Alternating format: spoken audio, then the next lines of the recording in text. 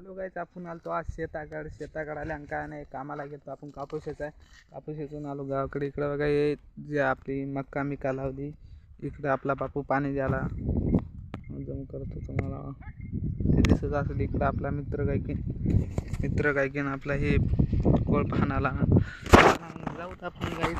Finally आपण जाऊत मग मित्राकडे कसा कोळपा करायला मग बघू. चलो